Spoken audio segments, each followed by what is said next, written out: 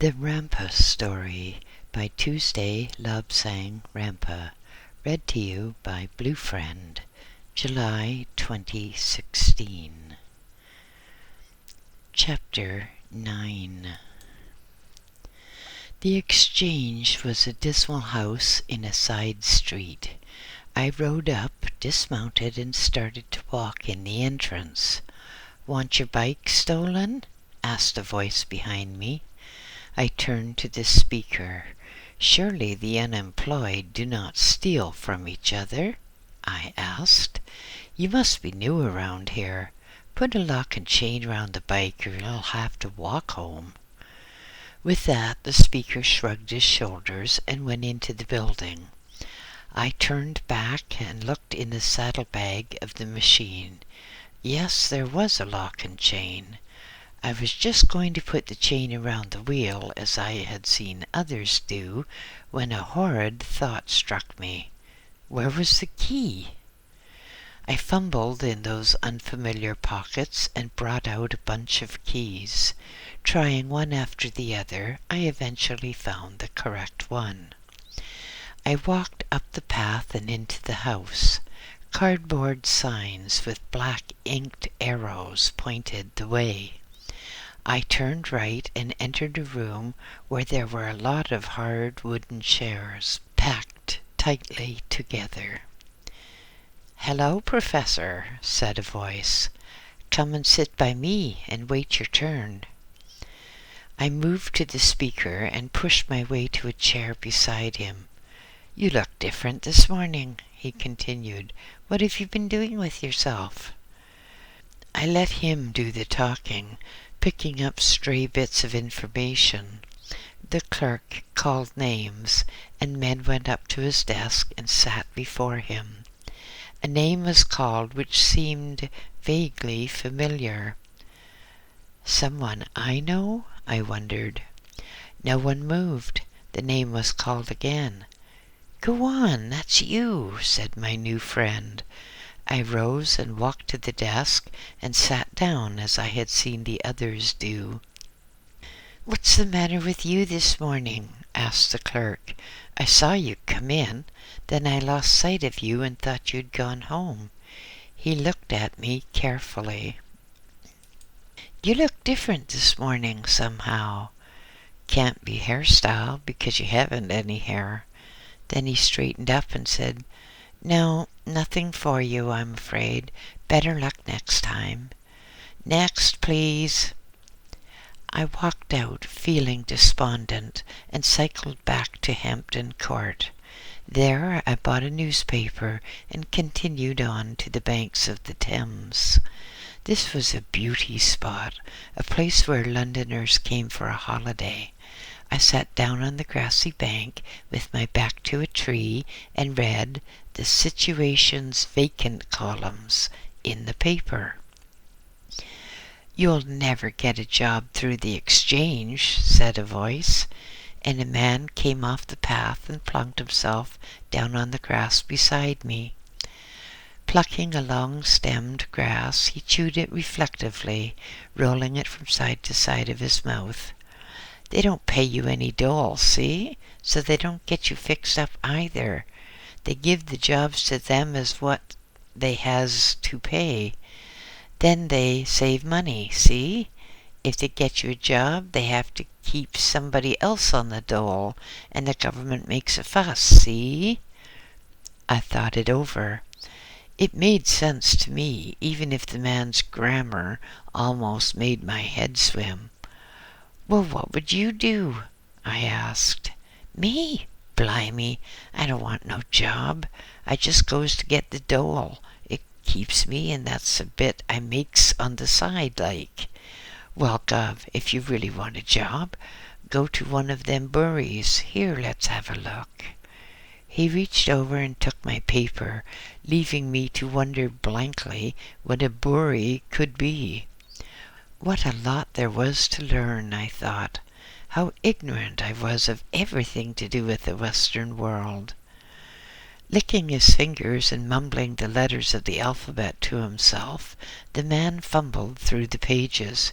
"Here y'are," he exclaimed triumphantly. "Employment bureaus. Here, take a look at it yourself." Quickly I scanned the columns so clearly indicated by his very dirty thumb mark. Employment bureaus, employment agencies, jobs. "But this is for women," I said disgustedly. "Garn," he replied. "You can't read. It says they're men and women. Now go along and see, and don't take no old buck from them. Oh, and they'll play you up and string you along if you let 'em. Tell 'em you want a job or else." That afternoon I hurried off to the heart of London, climbing the dingy stairs to a ramshackle office in a back street of Soho. A painted woman with artificially blonde hair and scarlet talons of nails was sitting at a metal desk in a room so small it might once have been a cupboard. "I want a job," I said. She leaned back and surveyed me coolly. Yawning widely, she displayed a mouthful of decayed teeth and a furred tongue. "Ur yar," she said. I gaped at her blankly. "Ur yar," she repeated. "I'm sorry, but I don't understand your question," I said. "Oh, Gad," she sighed wearily. "'E don't speak no English. 'Ere, fill up a form." She threw a questionnaire at me, removed her pen, clock, a book, and her handbag, and disappeared into some back room. I sat down and struggled with the questions. At long last she reappeared, and jerked her thumb in the direction from whence she had come. "Get in here," she commanded. I rose from my seat and stumbled into a little larger room. A man was sitting at a battered desk, untidily littered with papers. He was chewing on the butt of a cheap and stinky cigar. A stained Trilby hat was perched on the back of his head. He motioned for me to sit in front of him. "Got your registration money?" he asked. I reached in my pocket and produced the sum stated on the form. The man took it from me, counted it twice, and put it in his pocket. "Where you been waitin'?" he asked. "In the outer office," I replied innocently. To my consternation, he broke out into great guffaws of laughter. "How, how, how!" he roared. I said, "Where you been waitin'?" and he says, "In the outer office." Wiping his streaming eyes, he controlled himself with a visible effort and said, "Look, cocky, you ain't half a comic, but I ain't got no time to waste. Have you been a waiter or ain't ya?" "No," I replied. "I want employment in any of these lines," giving him a whole list of things I could do. "Now, can you help me or can you not?" He frowned as he looked at the list. "Well, I dunno," he said doubtfully. "You speak like a duke. Look, we'll see what we can do. Come in a week today." With that, he relit his now extinguished cigar, parked his feet on the desk as he picked up a racing paper and started to read. I made my disillusioned way out, past the painted woman who greeted my departure with a haughty stare and a sniff, down the creaking stairs and into the dismal street. Not far away there was another agency, and to it I made my way. My heart sank at the sight of the entrance. A side door, bare wooden stairs, and dirty walls with the paint peeling off. Upstairs on the second floor, I opened a door marked "Enter." Inside was one large room, extending the width of the building. Rickety tables stood about, and at each one sat a man or a woman with a pile of index cards in front. "Yes, what can I do for you?" asked a voice at my side. Turning, I saw a woman who might have been 70, although she looked older. Without waiting for me to say anything, she handed me a questionnaire with the request that I complete it and hand it to the girl at the desk. I soon filled in all the numerous and very personal details and then took it to the girl as directed. Without a glance at it, she said, "You pay me your registration fee now." I did so, thinking that they had an easy way of making money. She counted the money carefully, passed it through a hatch to another woman, who also counted it. Then I was given a receipt. The girl stood up and called, "Is anyone free?" A man at the desk in the far distance lethargically waved a hand. The girl turned to me and said, "That gentleman over there, he'll see you." I walked over to him, threading my way between desks. For some time he took no notice of me, just went on writing. But then he held out his hand. I took it and shook it, but he snatched it away crossly, saying irritably, "No, no, I want your receipt, you know." Scrutinizing it carefully, he turned it over and examined the blank side. Rereading the front side, he apparently decided that it was genuine after all, for he said, "Will you take a chair?" To my amazement, he took a fresh form and asked me the answers to all the questions which I had just written. Dropping my completed form in the wastepaper basket and his in a drawer, he said, "Come to me in a week's time and we'll see what we can do." He resumed his writing which I could see was a personal letter to some woman. "Hey," I said loudly, "I want your attention now." "My dear fellow," he expostulated, "we simply cannot do things so hurriedly. We must have a system, you know, a system." "Well," I said, "I want a job now or my money back." "Dear, dear," he sighed, "how perfectly ghastly." With a quick glance at my determined face, he sighed again and began pulling out drawer after drawer, as if stalling for time while he thought what to do next. One drawer he pulled too far. There was a crash, and all sorts of personal belongings scattered on the floor. A box of some 1,000 paper clips spilled open. We scrabbled about on the floor, picking up things and tossing them on the desk. At last, everything was picked up and swept into the drawer. "That blasted drawer," he said resignedly.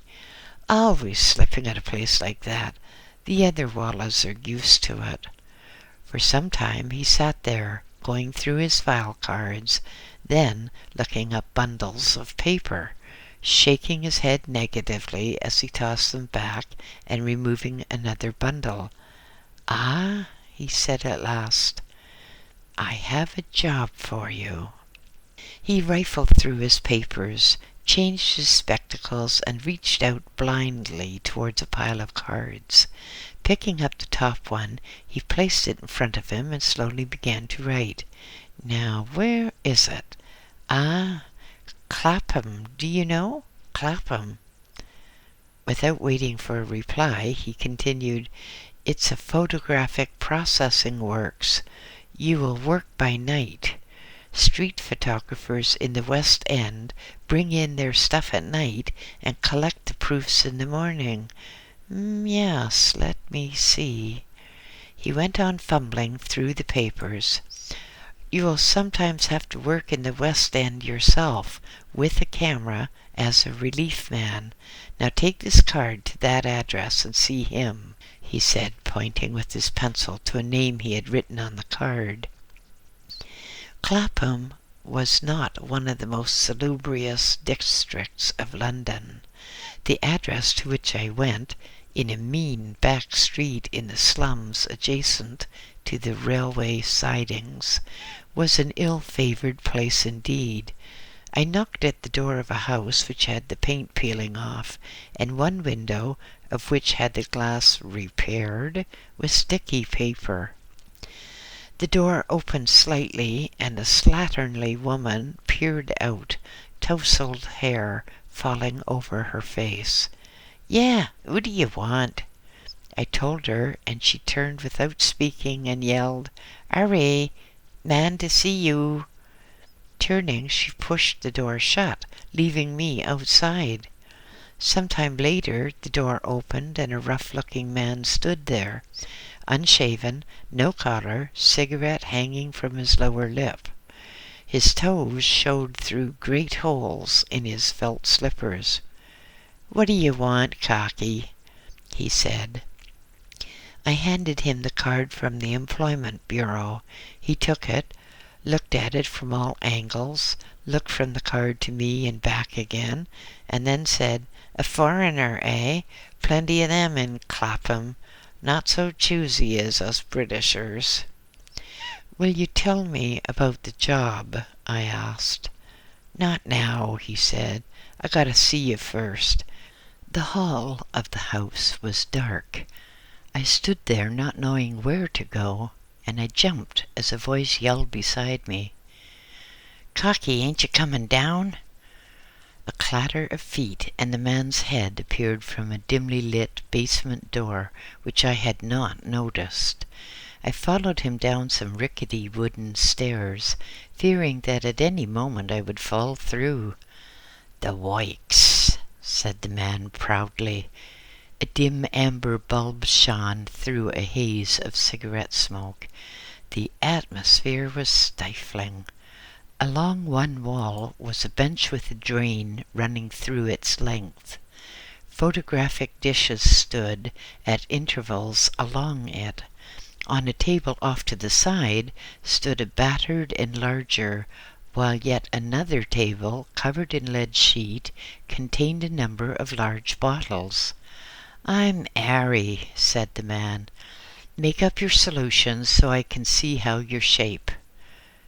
As an afterthought, he added, "We always use Johnson's Contrasty. Brings 'em up real good." Harry stood aside, striking a match on the seat of his trousers so that he could light a cigarette. Quickly, I made up the solutions: developer stop bath and fixer. "Okay," he said. "Now get a hold of that reel of film and run off a few proofs." I went to make a test strip, but he said, "No, don't waste paper, just give 'em 5 seconds." Harry was satisfied with my performance. "We pay monthly, cocky. Don't do no nudes. Don't want no trouble with the cops. Give all the nudes to me. The boys sometimes get ideas and slip in special nudes for special customers. Pass 'em all to me, see?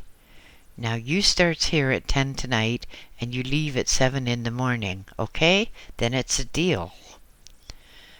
That night, just before 10, I walked along the dingy street, trying to see the numbers in the all-pervading gloom. I reached the house and climbed the untidy steps to the scarred and blistered door.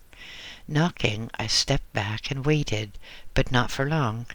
The door was flung open with a creak from its rusted hinges. The same woman was there, the one who had answered my knock earlier. The same woman, but what a different woman!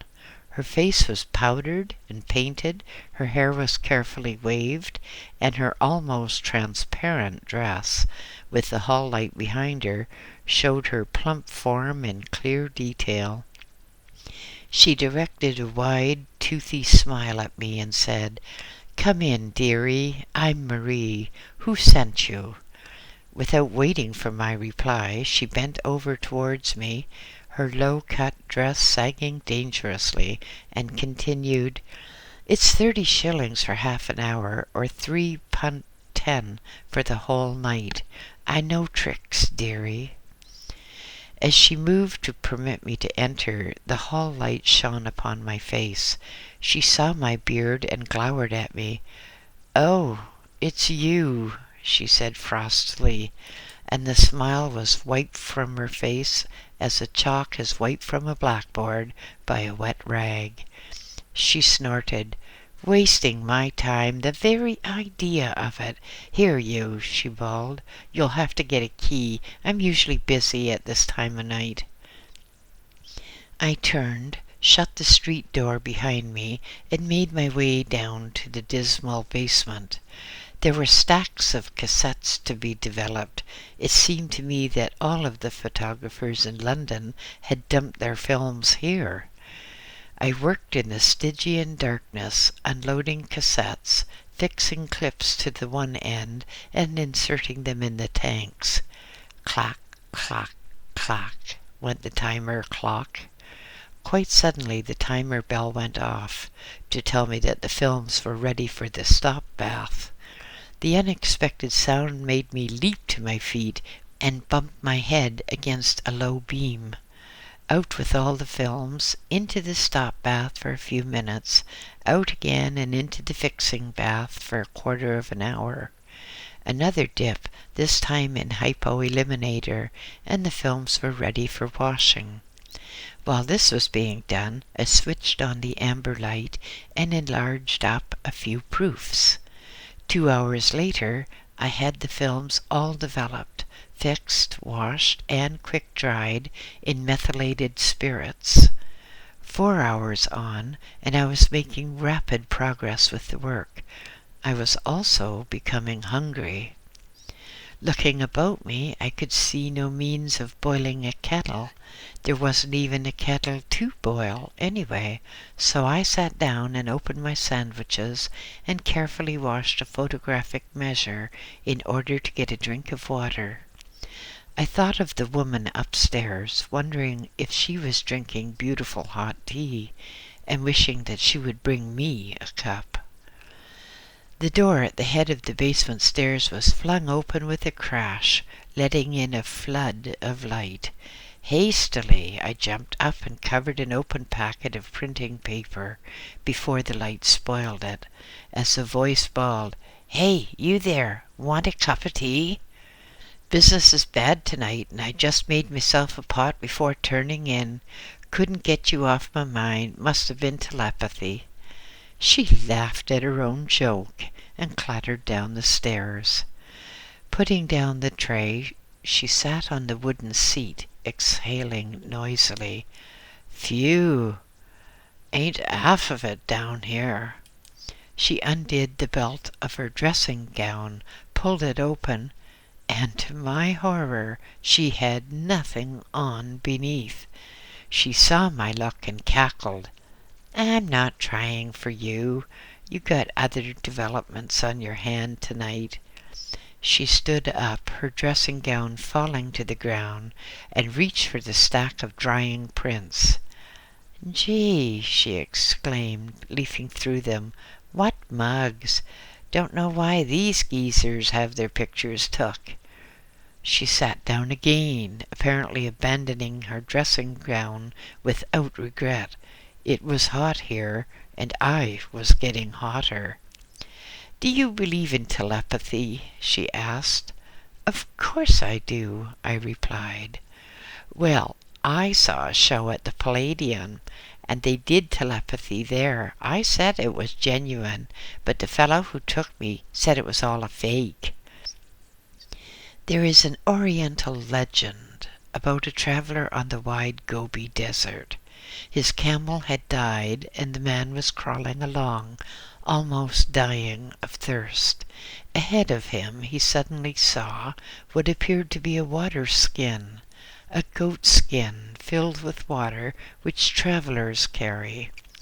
Hurrying desperately to the skin, he bent down to drink, and found it was merely a skin stuffed with first-class diamonds, which some other thirsty traveler had thrown away to lighten his load. Such is the way of the West. People seek material riches, seek technical advancement, rockets with bigger and better bangs, pilotless aircraft, and attempted investigation in space. The real values, astral traveling, clairvoyance, and telepathy, they treat with suspicion, believing them to be fakes or comic stage turns. When the British were in India, it was well known that the Indians could send messages long distances, telling of revolts, impending arrivals, or any news of interest. Such messages would travel the country in mere hours. The same thing was noticed in Africa, and was known as the bush telegraph. With training, there need be no telegraph wires, no telephones to jangle our nerves. People could send messages by their own innate abilities. In the East, there have been centuries of studies into such matters. Eastern countries are sympathetic to the idea, and there is no negative thought to impede the work of the gifts of nature. Marie, I said, I will show you a little trick which demonstrates telepathy, or mind over matter. I being the mind, you being the matter. She looked at me suspiciously, even glowered for a moment, and then replied, "All right, anything for a lark." I concentrated my thoughts on the back of her neck, imagining a fly biting her. I visualized the insect biting. Suddenly, Marie swatted the back of her neck using a very naughty word to describe the offending insect. I visualized the bite being stronger, and then she looked at me and laughed. "My," she said, "if I could do that, I certainly would have some fun with the fellows who visit me." For night after night I went to the slovenly house in that drab back street. Often, when Marie was not busy, she would come with a teapot of tea to talk and to listen. Gradually I became aware that beneath her hard exterior, in spite of the life she led, she was a very kind woman to those in need. She told me about the man who employed me, and warned me to be at the house early on the last day of the month. Night after night I developed and printed and left everything ready for an early morning collection. For a whole month I saw no one but Marie. Then, on the 31st, I stayed on late. About 9 o'clock, a shifty-looking individual came clattering down the uncarpeted stairs. He stopped at the bottom and looked at me with open hostility. "Think you're going to get paid first, eh?" he snarled. "You are night man. Get out of here." "I will go when I am ready, and not before," I answered. "Phew, I'll teach you. Give me none of your lip." He snatched up a bottle, knocked off the neck against a wall, and came at me with the raw, jagged edge aimed straight at my face. I was tired and quite a little cross. I had been taught fighting by some of the greatest masters of the art in the East. I disarmed the measly little fellow, a simple task, and put him across my knees, giving him the biggest beating he ever had. Marie, hearing the screams, dashed out from her bed, and now sat on the stairs enjoying the scene. The fellow was actually weeping, so I shoved his head in the print washing tank in order to wash away his tears and stop the flow of obscene language. As I let him stand up, I said, "Stand in that corner. If you move until I say you may, I will start all over again." He did not move. "My, that was a sight for sore eyes," said Marie. "The little runt is a leader of one of the Soho gangs. You have got him frightened. Thought he was the greatest fighter ever, he did." I sat and waited. About an hour later, the man who employed me came down the stairs, turning pale as he saw me and the gangster. "I want my money," I said. And he replied, "It's been a poor month. I haven't any money. I've had to pay protection to him," he said, pointing to the gangster. I looked at him. "Do you think I'm working in this stinking hole for nothing?" I asked. "Give me a few days and I'll see if I can rake some up. He's," pointing to the gangster, "takes all my money, because if I don't pay him, he gets my men in trouble." No money. Not much hope of getting any either. I agreed to continue for another 2 weeks to give the boss time to get some money somewhere. Sadly, I left the house thinking how fortunate it was that I cycled to Clapham in order to save fares. As I went to unchain my cycle, the gangster sidled furtively up to me. "Say, Gov," he whispered hoarsely, "do you want a good job? Looking after me, 20 quid a week, all found." "Get out of here, you runny-nosed little squirt," I answered dourly. 25 quid a week." As I turned towards him in exasperation, he skipped nimbly away, muttering, "Make it 30, top offer, all the women you want, all the booze you can drink, be a sport." At the sight of my expression, he vaulted over the basement railing and disappeared into somebody's private rooms. I turned, mounted the bicycle, and rode off. For nearly 3 months I kept the job, doing processing and then having a turn on the streets as street photographer, but neither I nor the other man got paid. At last, in desperation, we all finished. By now we had moved to one of those dubious squares in the Bayswater district, and I visited Labour Exchange after Labour Exchange in an attempt to get work. At last, probably in order to get rid of me, one official said, "Why don't you go to the higher appointments branch at Tavistock Square? I'll give you a card." Full of hope, I went to Tavistock Square. Wonderful promises were made to me. Here's one of them. "By Jove, yes, we can suit you exactly. We want a man for a new atom research station in Caithness in Scotland. Will you go up for an interview?" Industriously, he raked among his papers. I replied, "Do they pay travelling expenses?" "Oh, me dear, no," was the emphatic reply. "You'll have to go at your own expense." On another occasion, I travelled at my own expense to Cardigan in Wales. A man with a knowledge of civil engineering was required. I travelled at my own expense across England and into Wales.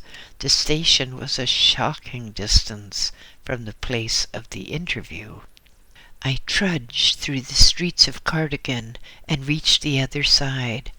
My, it is indeed a long way. Yet look at you," said the pleasant woman of whom I sought directions. I walked on, and at last reached the entrance to a house hidden by trees. The drive was well kept. It was also very long, uphill. At last I reached the house. The amiable man whom I saw looked at my papers, which I had had sent to me in England from Shanghai. He looked and nodded approvingly. "With such papers as these, you should have no difficulty in gaining employment," he said.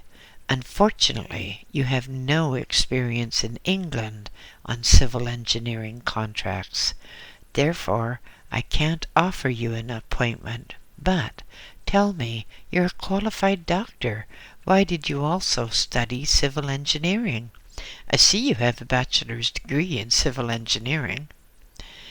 "As a medical man, I was going to travel to remote districts, and I wanted to be able to build my own hospital," I said. He grunted. I wish I could help you, but I can't. Off I wandered through the streets of Cardigan, back to the dreary railway station. There was a 2-hour wait for the train, but at last I arrived home to report once again, no job. The next day I went back to the employment agency. The man sitting at the desk, did he ever move, I wondered, said, I say, old boy, we simply cannot talk here. Take me out to luncheon and may be able to tell you something, what? For more than an hour I loitered about in the street outside, looking in the windows and wishing that my feet would stop aching. A London policeman sourly watched me from the other side of the street, apparently unable to decide if I was a harmless individual or a prospective bank robber. Perhaps his feet were aching, too.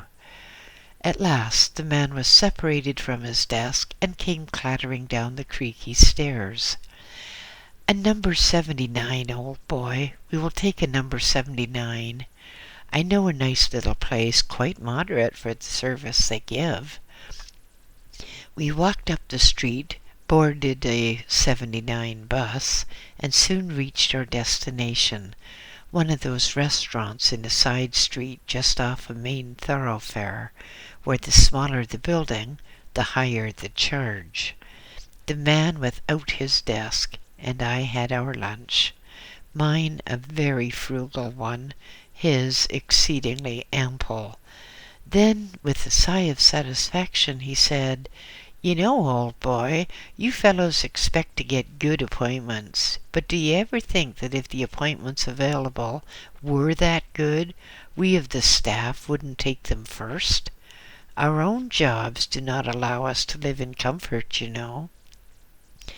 Well, I said, there must be some way of obtaining employment in this benighted city or outside of it. Your trouble is that you look different. You attract attention. You also look ill. Maybe it would help if you shaved off your beard. He gazed at me reflectively, obviously wondering how to make a graceful exit. Suddenly he looked at his watch, jumped to his feet in alarm. I say, old boy, I must simply fly. The old slave master will be watching, you know. He patted my arm and said, Ta-ta! Don't waste money coming to us. We simply have no jobs, except for waiters and their ilk. And with that he turned in a whirl and was gone, leaving me to pay his quite considerable bill. I wandered out and along the street. For want of something better to do, I looked at small advertisements in a shop window. Young widow with small child wants work. Man able to undertake intricate carvings needs commissions. Lady masseuse gives treatment at home. I'll bet she does, I thought. As I walked away, I pondered the question, if the orthodox agencies, bureaus, exchanges, etc. couldn't help me, then why not try an advertisement in a shop window? Why not? Said my poor tired feet as they pounded hollowly on the hard, unsympathetic pavement. That night, at home, I racked my brains trying to work out how to live and how to make enough money to carry on with aura research. At last, I typed 6 postcards saying, Doctor of Medicine, not British registered, offers help in psychological cases. Inquire within. I did another 6 which read, Professional man, very widely traveled, scientific qualifications, offers services for anything unusual, excellent references, right box, XXX. The next day, with the advertisements prominently displayed in a certain strategic windows in London shops, I sat back to await results. and they came. I managed to obtain enough psychological work to keep me going, and the flickering fires of our finances slowly improved. As a sideline, I did freelance advertising, and one of the greatest pharmaceutical firms in England gave me part-time work. The very generous and human director, a doctor whom I saw, would have taken me on but for the staff insurance scheme which was in force. I was too old and too sick. The strain of taking over a body was terrible. The strain of having the molecules of the new body exchanged for those of my own was almost more than I could stand. Yet, in the interests of science, I stuck it out. More frequently now, I traveled in the astral to Tibet by night or on weekends, when I knew that I should not be disturbed. For to disturb the body of one who is astral traveling can so easily be fatal. My solace was in the company of those high lamas who could see me in the astral, and my reward was in their commendation of my actions. On one such visit I was mourning the passing of a very beloved pet, a cat with intelligence to put many humans to shame. An old lama with me in the astral smiled in sympathy and said, "My brother, do you not remember the story of the mustard seed?" The mustard seed, yes, how well I remembered it, one of the teachings of our faith. The story of the mustard seed concerns a poor young woman who had lost her firstborn child. Almost demented with grief, she wandered through the streets of the city, pleading for someone to bring her son back to life. Some people turned away from her in pity, some sneered and mocked her, calling her insane that she should believe her child could be restored to life. She would not be consoled, and none could find words with which to ease her pain. At last an old priest, noting her utter despair, called her and said, "There is only one man in the whole world who can help you. He is the perfect one, the Buddha, who resides at the top of that mountain. Go and see him." The young bereaved mother, her body aching with the weight of her sorrow, slowly walked up the hard mountain path until at last she turned a corner and saw the Buddha seated upon a rock. Prostrating herself, she cried, "Oh, Buddha, bring my son back to life." The Buddha rose and gently touched the poor woman, saying, "Go down into the city. Go from house to house, and bring to me a mustard seed from a house in which no one has ever died." The young woman shouted with exultation as she rose to her feet and hastened down the mountainside. She hurried to the first house and said, "The Buddha bids me to bring a mustard seed from a house which has never known death." "In this house," she was told, "many have died." At the next house she was told, "It's impossible to tell how many have died here, for this is an old house." She went from house to house throughout that street, to the next street, and the one after. Scarcely pausing for rest or food, she went through the city from house to house, and she could not find a single house which had not at some time been visited by death. Slowly she retraced her steps up the mountain slopes. The Buddha was, as before, sitting in meditation. "Have you brought the mustard seed?" he asked. "No, nor do I seek it any more," she said. "My grief blinded me so that I thought that only I suffered and sorrowed." "Then why have you come again to me?" asked the Buddha. "To ask you to teach me the truth," she answered. And the Buddha told her, "In all the world of man and all the world of gods, this alone is the law, that all things are impermanent." Yes, I knew all the teachings, but the loss of one dearly loved was still a loss. The old Lama smiled again and said to me, "A beautiful little person shall come to you to cheer your extraordinary difficult and hard life. Wait." Sometime after, several months after, we took the Lady Kui into our home. She was a Siamese kitten of surpassing beauty and intelligence. Brought up by us as one would bring up a human, she has responded as a good human would. Certainly she has lightened our sorrows and eased the burden of human treachery. Freelance work without any legal standing was difficult indeed. Patients subscribed to the view that the devil was ill, the devil a monk would be. The devil was well, the devil was he.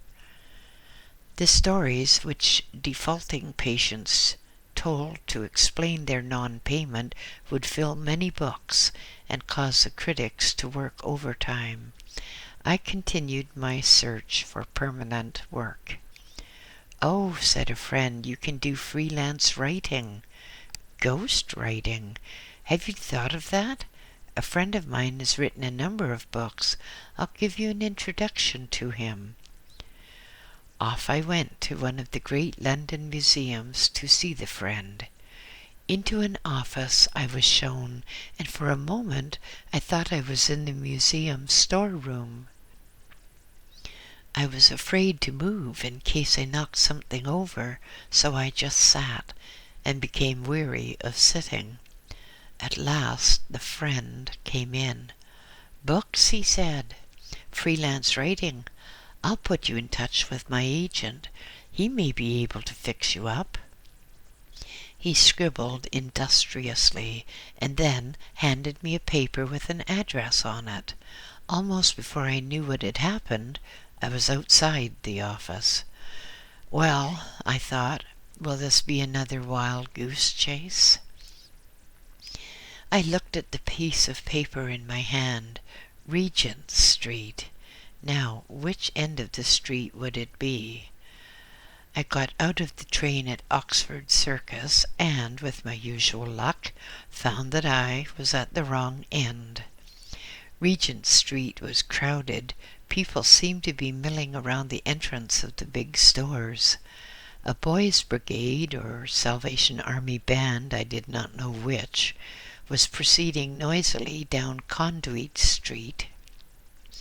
I walked on past the goldsmiths and silversmiths company, thinking how a little of their wares would enable me to get on with research. Where the street curved to enter Piccadilly Circus, I crossed the road and looked for that wretched number. Travel agency, shoe shop, but no author's agent. Then I saw the number sandwiched in between two shops.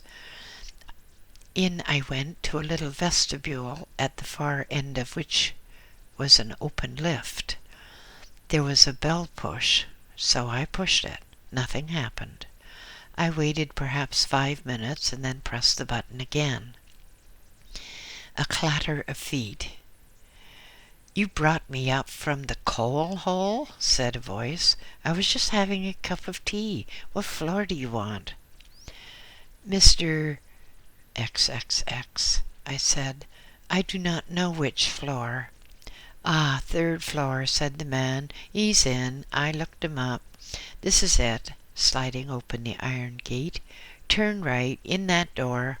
With that he disappeared back to his cooling tea. I pushed open the door and walked up to the little counter. "Mr. XXX, I said. "I have an appointment with him." The dark-haired girl went off in search of Mr. XXX, and I looked around me. At the other side of the counter, girls were drinking tea. An elderly man was being given instruction about delivering some parcels. There was a table behind me with a few magazines upon it, like in a dentist's waiting room. And on the wall was an advertisement for some publishers. The office space seemed to be littered with parcels of books, and newly opened typescripts were in a neat row against a far wall. "Mr. X will be with you in a moment," said a voice, and I turned to smile my thanks to the dark-haired girl. At that moment a side door opened and Mr. X came in. I looked at him with interest, for he was the first author's agent I had ever seen or heard of.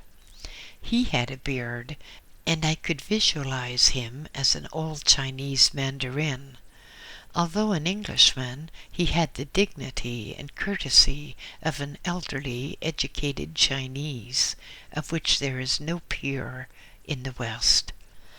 Mr. X came, greeted me, and shook my hand, and led me through the side door to a very small room which reminded me of a prison cell without the bars.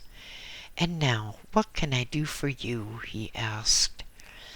"I want a job," I said. He asked me questions about myself, but I could see from his aura that he had no job to offer, that he was being courteous because of the man who had introduced me. I showed him my Chinese papers, and his aura flickered with interest. He picked them up, examined them most carefully, and said, "You should write a book. I think I can get one commissioned for you." This was a shock which almost bowled me over. Me write a book? Me? About me? I looked at his aura carefully in order to see if he really meant it or if he was just a polite brush-off. His aura said that it was meant, but that he had a doubt as to my writing ability. As I took my leave, his last words were, "You really should write a book." "Ah, don't look so glum," said the lift man. "The sun is shining outside. Didn't he want your book?" "That's just the trouble," I replied as I got out of the lift. "He did." I walked along Regent Street thinking that everyone was mad. Me write a book? Crazy. All I wanted was a job, providing enough money to keep us alive, and a little over so that I could do auric research, and all the offers I had was to write a silly book about myself. Some time before I answered an advertisement for a technical writer for instruction books in connection with aircraft. By the evening mail, I received a letter asking me to attend for an interview on the morrow. Ah, I thought, I may get this job at Crawley after all. Early the next morning, as I was having breakfast before going to Crawley, a letter dropped in the box. It was from Mr. X. "You should write a book," the letter said. "Think it over and come and see me again." "Pah," I said to myself, "I should hate to write a book." Off I went to Clapham station to get a train for Crawley.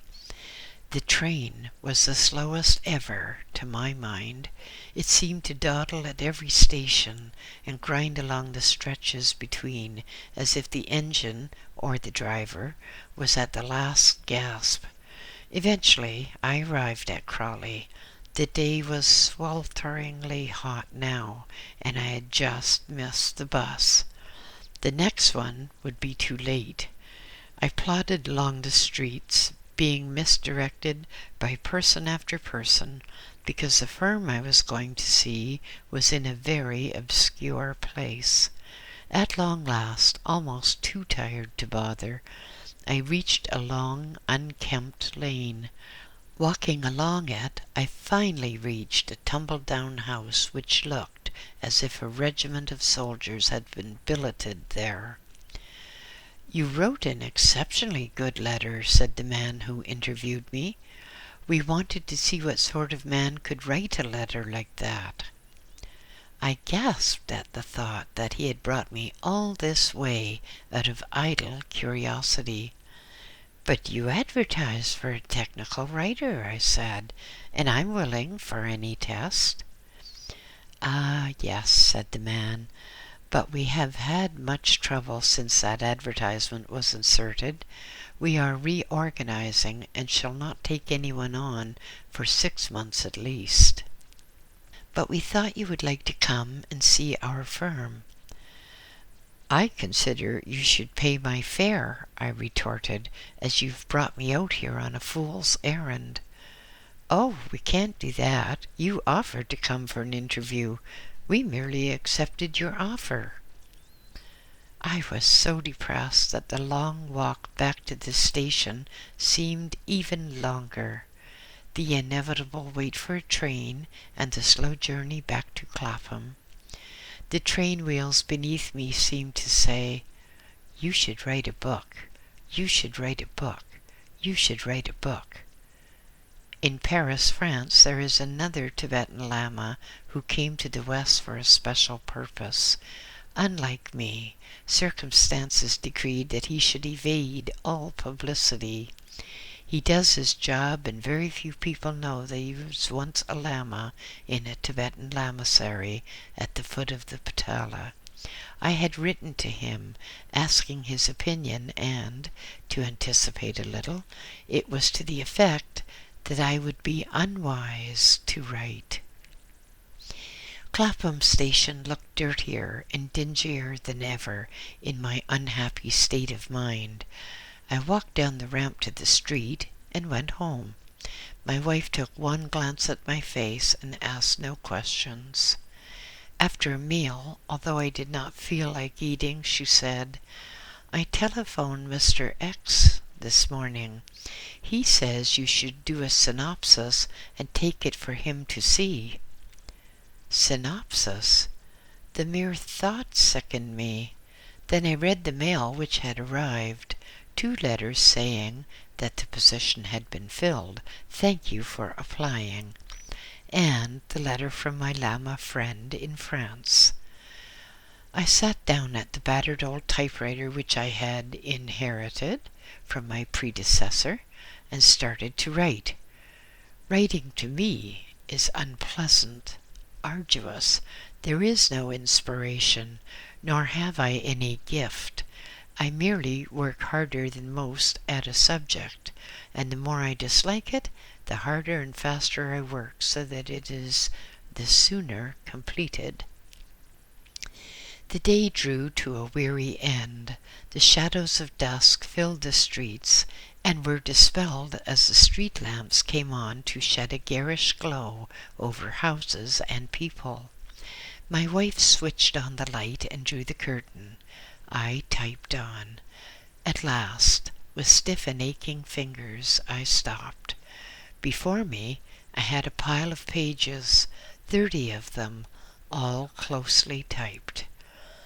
"There," I exclaimed.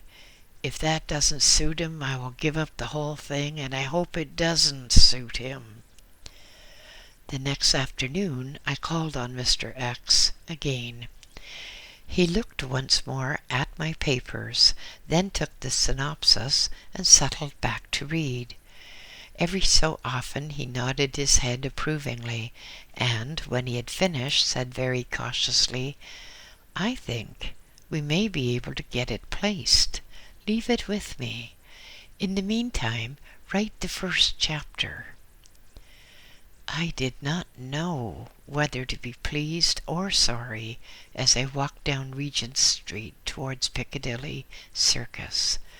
Finances had reached a dangerously low point, yet I just hated the thought of writing about myself. 2 days later, I received a letter from Mr. X, asking me to call, telling me that he had good news for me. My heart sank at the thought. so I was going to have to write that book after all. Mr. X beamed benevolently upon me. "I have a contract for you," he said, "but first I would like to take you to see the publisher." Together we went off to another part of London and entered a street which used to be a fashionable district with high houses. Now the houses were used as offices, and people who should have been living in them lived in remote districts. We walked along the street and stopped at an undistinguished-looking house. "This is it," said Mr. X. We entered a dark hallway and mounted a curved flight of stairs to the first floor. At last we were shown in to Mr. Publisher, who seemed a little cynical at first, only gradually warming up later. The interview was of short duration, and then we were back on the street. "Come back to my office. Dear me, where are my spectacles?" said Mr. X, feverishly going through his pockets in search of the missing glasses. He sighed with relief as he found them, continuing, "Come back to the office. I have the contract ready to sign." At last, here was something definite, a contract to write a book. I decided that I would do my part, and hoped that the publisher would do his. Certainly, the third eye has enabled Mr. Publisher to put a little jam on it. The book progressed. I did a chapter at a time and took it to Mr. X. On a number of occasions I visited Mr. and Mrs. X at their charming home, and I would here like particularly to pay tribute to Mrs. X. She welcomed me, and few English people did that. She encouraged me, and she was the first English woman to do so. At all times she made me welcome, so thank you, Mrs. X. My health had been deteriorating rapidly in London's climate. I struggled to hold on while finishing the book, using all my training to put aside illness for a while. With the book finished, I had my first attack of coronary thrombosis and nearly died. At a very famous London hospital, the medical staff were puzzled indeed by many things about me, but I did not enlighten them. Perhaps this book will. "You must leave London," said the specialist. "Your life is in danger here. Get away to a different climate." Leave London, I thought, but where shall we go? At home we had a discussing ways and means and places to live. Several days later I had to return to the hospital for a final check. "When are you going?" asked the specialist. "Your condition will not improve here." "I just do not know," I replied. "There are so many things to consider." "There is only one thing to consider," he said impatiently. "Stay here and you will die. Move away, you may live a little longer. Do you not understand that your condition is serious?" Once again I had a heavy problem to face. End of chapter 9.